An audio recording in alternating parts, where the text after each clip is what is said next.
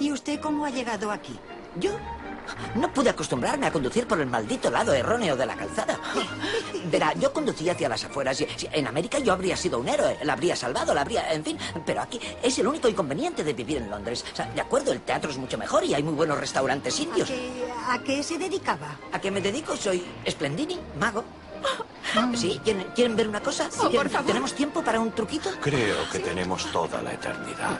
Bien, voy a hacerles un jueguecito de manos y solo les digo desde el fondo de mi corazón, lo digo sinceramente, lo digo con todo respeto, son ustedes un público maravilloso y un grupo de gente fantástica, les quiero y recibo de ustedes la misma sensación. Y quizá, en fin, quizá hayan fallecido, pero no deben desfallecer. Porque, bueno, no crean que estar muerto es una desventaja, ¿saben? Cuando yo era niño tartamudeaba, pero con cabezonería y perseverancia, en fin, nunca se sabe lo que puede pasar.